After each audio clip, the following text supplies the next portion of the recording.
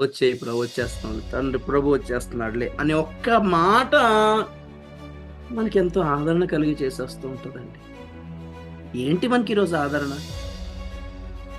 దేవుడు నెమ్మది నెమ్మది ధరలన్నీ తగ్గుతాయి అనేది ఆదరణనా?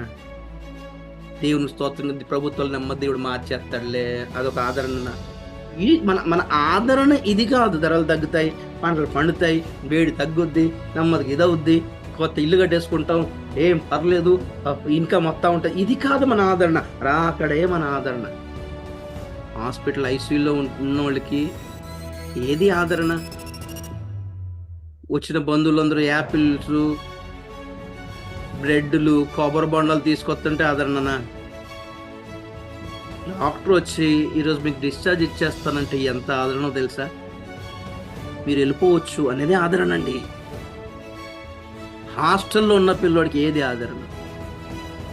అమ్మా నాన్న వచ్చి తీసుకెళ్ళిపోవడం ఆదరణ కాదా? అమ్మా నాన్న వచ్చి ఈ సంవత్సరం కూడా ఉండనా అన్న, ఇదిగో నీకు కేక్ తెచ్చినా, నేను నీకు నీకు నీకు యాపిల్ తెచ్చినా, నీకు క్యాడ్బరీ చాక్లెట్ తెచ్చాను, నీకు క్రికెట్ బ్యాట్ తెచ్చాను, ఈ సంవత్సరం కూడా ఉండను ఆయన హాస్టల్లో అంటే ఎలా ఉంటుంది చెప్పండి ఒకసారి. నాన్న ఇంటికి వెళ్ళిపోతాం పదా అని అమ్మా నాన్న వచ్చి తీసుకెళ్తారు చూసారా? అది ఆదరణ. జైల్లో ఉన్నవాడికి ఏం ఆదరణ? 15 ఆగస్టు రోజున కేకులు పంచి, స్వీట్లు పంచి, బిర్యానీ పెడితే ఆదరణనా? విడుదలే ఆదరణ బ్రదర్. కేసు కొట్టివేయబడ్డమే ఆదరణ. ఇక నువ్వు నలిగి ఉండాల్సిన పని లేదనేది ఆదరణ. నీ 2 చేతులకి శలాన్ని పెట్టుకుని బతుకుండాల్సిన అవసరం లేదనేది ఆదరణ. అమ్మ ఒడి లేకుండా, నాన్న లేకుండా నువ్వు హాస్టల్లో వాడిని కొడుతుంటే, తంతుంటే, తిడుతుంటే, వాళ్ళు పెట్టే సప్పిడన్నం తింటూ బతికి ఉండాల్సిన పని లేదు అనేది ఆదరణ బ్రదర్. ఈ లోకం నుండి బయటపడటమే మనకు ఆదరణ. ఎన్ని ఆస్తులు ఉంటే ఏంటి, ఎన్ని ఇల్లు బంగ్లాలు ఉంటే ఏంటి, ఎంత బ్యాంక్ బ్యాలెన్స్ ఉంటే ఏంటి బ్రదర్ సిస్టర్, ఏ ప్రభుత్వాలు ఉంటే ఏంటి బ్రదర్ సిస్టర్, మీకు ఎన్ని పేరు ప్రఖ్యాతులు ఉంటే ఏంటి బ్రదర్ సిస్టర్.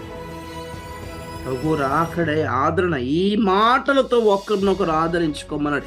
ఏది ఆదరణ సువార్త? ఈరోజు సుఖంగా ఉన్న వాళ్ళకి ఏం అక్కర్లేదు, కానీ మేము కష్టపడి బ్రతుకు సాగుతున్నాం కాబట్టి మాకు ఒక్కటే ఆదరణ. ప్రభు వచ్చి తీసుకెళ్ళిపోతాను, మాకు డిశ్చార్జ్ ఇచ్చేస్తానన్నాడు. మా హాస్టల్ జీవితం ముగిసిపోయినట్టే, మా జైలు జీవితం ముగిసిపోయినట్టే. విదేశాల్లో, గల్ఫ్లో, కువైట్లో, అక్కడిక్కడ నలిగిపోతున్న వాళ్ళకి ఏది ఆదరణ? మీ కాంట్రాక్ట్ అయిపోయింది, మీరు వెళ్ళిపోవచ్చు అన్నది ఆదరణ కాదా? హాస్పిటల్ లాక్కొని బతుకుండాల్సి ఉంటుంది. అక్కడ కావాల్సినప్పుడు ఇంటికి వెళ్ళలేము, అమ్మ ముఖం చూడలేము, భార్య ముఖం చూడలేము, భర్త ముఖం చూడలేము, పిల్లల ముఖం చూడలేము. పడిగాపులు కాసుకొని ఉంటారు అక్కడ. ఎప్పుడు వస్తుంది, ఎప్పుడు ముగిసిపోద్ది ఈ రోజు అని, ఈ దినాలు ఎప్పుడు ముగిస్తాయి, ఈ కాంట్రాక్ట్ ఎప్పుడు కంప్లీట్ అయిపోతుంది అని. అక్కడంత పని చేసినంత డబ్బు సంపాదిస్తుంది, ఇంటికి వచ్చేటప్పటికి తిన్నావా అని అడిగిన వాళ్ళు ఉండరు ఇంట్లో. అదే బతికేనా? ఏమంటే టీ తెచ్చాను తినండి పర్లేదు, రేపు వెళ్ళకపోండి, రేపు వెళ్ళకపోయినా పర్లేదులేండి, సెలవు పెట్టుకోండి అని అనే భార్య ఉండదు ఓ భర్తకి.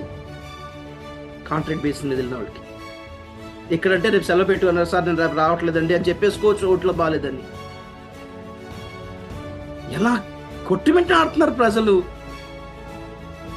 ఏం తెలుసు సుఖంగా బతుకుతున్న వాళ్ళకి? God is good all the time. ఎగిరెగిరి గంతులు వేసిన క్రైస్తవులకి ఏం తెలుసు అండి? ఒక్కొక్కరు ఎంత ఆశ పెట్టుకున్నారు ప్రభు వస్తే బాగుంటుంది అని, కనిపెడుతూ సిద్ధపడుతుంటే, కొట్టుమిట్టాడుతుంటే, నలిగిపోతుంటే, ఏడుస్తుంటే వెక్కి వెక్కి అక్కడ ఇప్పుడే లేదు, అప్పుడే రాదు, రావద్దు కూడా. ప్రపంచం మొత్తం మారిపోయే వరకు రావద్దు యేసు ప్రభు. ప్రభు రాకడ కోసం ఎదురు చూస్తున్నామని కష్టాలు ఉండవా? ధరలు పెరగవా? వేడి లేదా? మనకి ఎండలు లేవా? బీపీలు షుగర్లు లేవా? ఇళ్ళది ఎలా కట్టుకోవాలో తెలియక చచ్చిపోతలేదా? బండిలో పెట్రోల్ ఎలా పోసుకోవాలి దేవుడా అని చచ్చిపోవటం లేదా? కాయగూరల ధరలు చూసి గలిబిలు అవ్వట్లేదా? కరెంటు బిల్ పేలుతుంటే ఎలా బాధ, ఏంటి పరిస్థితి అనుకోవటం లేదా? అలాగే సాగుతుంది. అన్ని కష్టాలు తీరిపోతాయి అనుకోవద్దు. నేను చెప్పాను, యుద్ధము చేయ నేర్పునట్లు, రాబో తరములోని పిల్లలకు యుద్ధము చేయ నేర్పునట్లు యెహోవా ఉండనిచ్చిన జనములు, శత్రువులు కొన్ని ఉండిపోతాయి. అన్ని కష్టాలు తీరిపోయి తుమ్ములు దగ్గులు కూడా రాకుండా, మలేరియా డెంగ్యూలు కూడా రాకుండా, అసలు ఏ నొప్పులు లేకుండా, వయసు కూడా పెరగకుండా, జుట్టు తెల్లబడకుండా, ముసలితనం రాకుండా కాపాడతాననే వాగ్దానాలు ఏం చేశాడు భూమి మీద? చావు కూడా రాకుండా బతుకుతారు అన్నట్టు ఏమైనా అన్నాడా? అలాగే తీసేసుకున్నారు చాలా మంది వాక్యాలని. సరే, ఒకప్పుడు అలానే నడిచినాయి. ఒక కడుపు నొప్పి స్వస్థత అయితేనే వామ్మో అనుకునేవాళ్ళం 30 years బ్యాక్. ఇప్పుడు బోర్ అనిపించట్లేదా?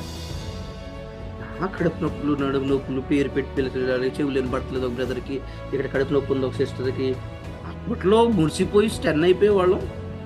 ఎప్పట్లో పాత పడిపోయిన అరిగిపోయిన క్యాసెట్లు ఇవన్నీ ఇప్పటికీ దానికి మీరు అట్రాక్ట్ అవుతున్నారంటే మీరు ఇంకా ఎదగలేదని అర్థం. ఇంకా చిన్నపిల్లల మనసులోనే ఉన్నారు ఇంకా ఆత్మీయతలో.